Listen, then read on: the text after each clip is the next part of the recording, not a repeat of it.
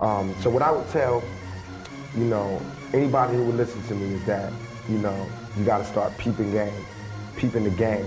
The game is the game of life. You got to start peeping how they're doing it. And if you see it, you can see the little signs that says that the guns are turning away from, Europe and Russia and Iran and Iraq, and they're turning to us. Because look how they're doing our music. You've never seen in no time in history where they've put so much attention on some music.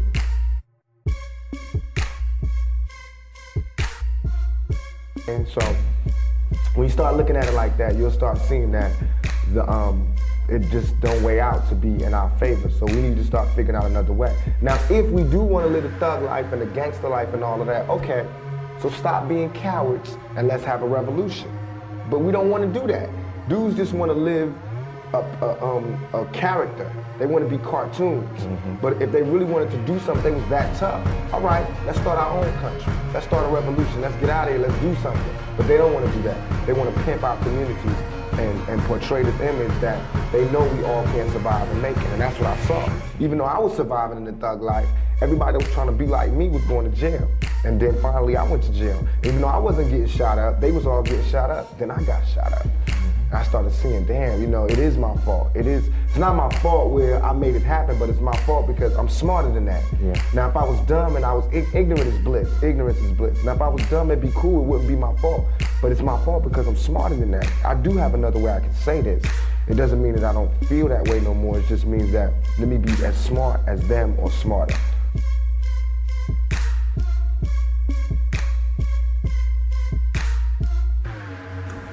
Ladies and gentlemen, the very word secrecy is repugnant in a free and open society, and we are, as a people, inherently and historically opposed to secret societies, to secret oaths, and to secret proceedings. We decided long ago that the dangers of excessive and unwarranted concealment of pertinent facts far outweighed the dangers which are cited to justify it. Even today, there is little value in opposing the threat of a closed society by imitating its arbitrary restrictions. Even today, there is little value in ensuring the survival of our nation if our traditions do not survive with it. And there is very grave danger that an announced need for increased security will be seized upon by those anxious to expand its meaning to the very limits of official censorship and concealment. That I do not intend to permit to the extent that it's in my control. And no official of my administration, whether his rank is high or low, civilian or military, should interpret my words here tonight as an excuse to censor the news, to stifle dissent, to cover up our mistakes, or to withhold from the press and the public the facts they deserve to know. For we are opposed around the world by a monolithic and ruthless conspiracy that relies primarily on covert means for expanding its sphere of influence, on infiltration instead of invasion, on subversion instead of elections, on intimidation instead of free choice, on guerrillas by night instead of armies by day. It is a system which has conscripted vast human and material resources into the building of a tightly knit, highly efficient machine that combines military, diplomatic, intelligence, economic, scientific, and political operations. Its preparations are concealed, not published. Its mistakes are buried, not headlined. Its dissenters are silenced, not praised. Highly efficient machine that combines military, diplomatic, intelligence, economic, scientific, and political operations. Its preparations are concealed, not published. Its mistakes are buried, not headlined. Its dissenters are silenced, not praised.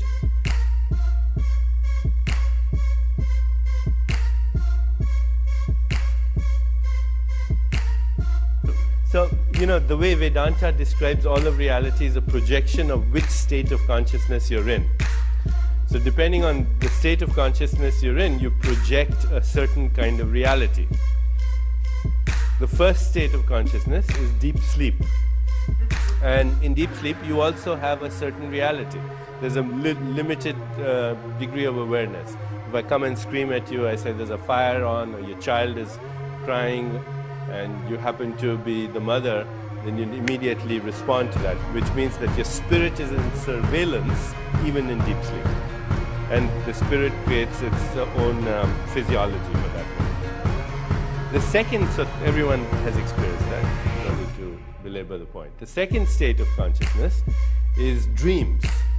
Now what we have is a little more repertoire of experience, and our brain is functioning a little differently. There are stories that are being weaved by the karmic software, and when we are dreaming, it's very real. No one can convince us that this is not real. It's only after we wake up that we look back and say, oh, that was an interesting dream.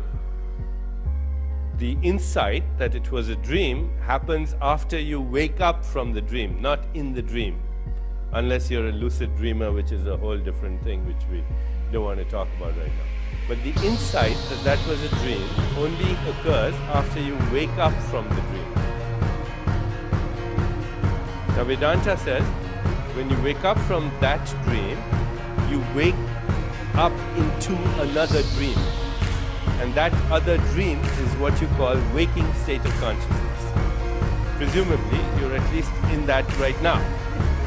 Okay? So, if you're in that waking state of consciousness, then you are in it, you're participating in it, just like you were participating in the dream. And you don't know that it's equally ephemeral, it's equally transitory, it's equally insubstantial, it's equally illusory. And therefore, of course, you get caught up in the melodrama and the hysteria and the anxiety of the dream because you think it's real. And you will remain in it till you wake up from it. And then after you wake up from it, then you'll have the insight, aha, what an interesting state that was. So, of course, you know, we have different words, bardos and so on. But here we wake up from the waking state into what Vedanta calls the fourth state of consciousness. The fourth state of consciousness when you have a first glimpse of your soul. People have, when they had that, it's been very dramatic for them.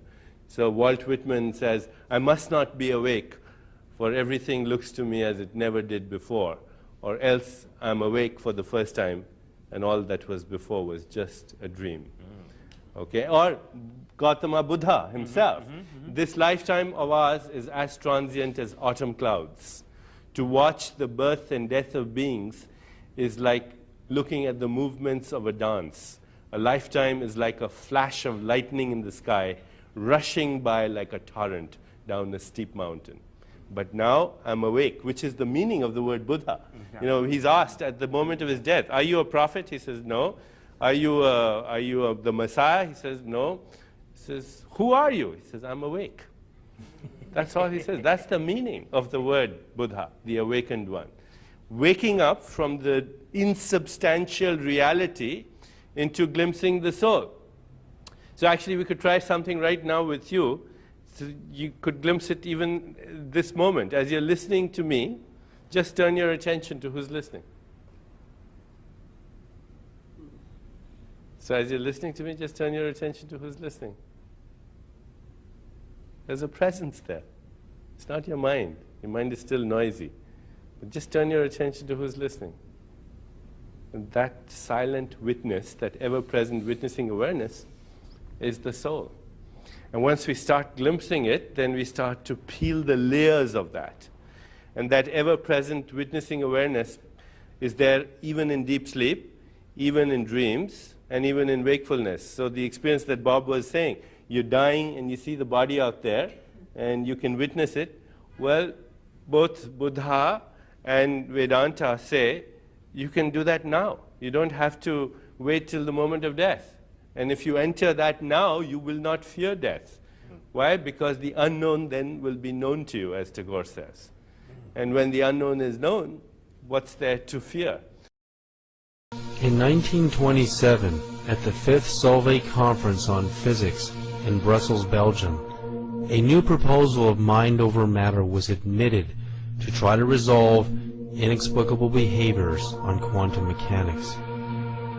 With the greatest minds in physics attending, such as Einstein, Pauli, Dirac, Bohr, Heisenberg, Curie, de Broglie, Schrödinger, just to name a few, the subject of consciousness and the atomic world was at hand. Heisenberg and Bohr approached Einstein with a new theory that the minds of the researchers were affecting the results of the experiments. The mathematics of predictability were not repeatable and reliable enough to explain what was happening. Einstein could not accept this at first because it violated all mathematical models. Years later, he admitted it was happening. Einstein said, "Anyone who becomes seriously involved in the pursuit of science becomes convinced that there is a spirit manifest in the laws of the universe, a spirit vastly superior to that of man." A spirit is not a mechanical force like gravity, electromagnetism, or the strong and the weak forces. A spirit is consciousness. So for Einstein to have made this great transformation can only mean that something convinced him that it was really happening, that the universe is alive, and we are part of it. Did great powers hide the truth about what was discovered at the conference because they knew they could not control us if we knew the secret powers of our minds and collective consciousness? All matter originates and exists only by virtue of a force. We must assume behind this force is the existence of a conscious and intelligent mind. This mind is the matrix of all matter. Max Planck, the father of quantum physics.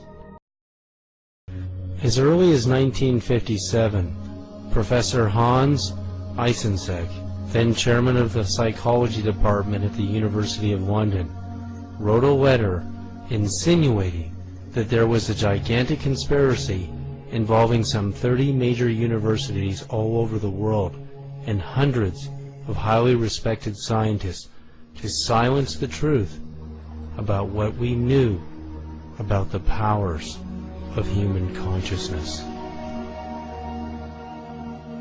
After the United States Congress had access to the data from the Stanford Research Institute and from universities all over the country and all over the world, they were terrified of what would happen if we all developed the powers of our minds. It was clear that we could remote view, we could see into the future and into the past, we could find missing airplanes and anything you can imagine with our minds. And they actually did a smear campaign with the media to discredit what they had discovered because they didn't want us to know how powerful our minds really are.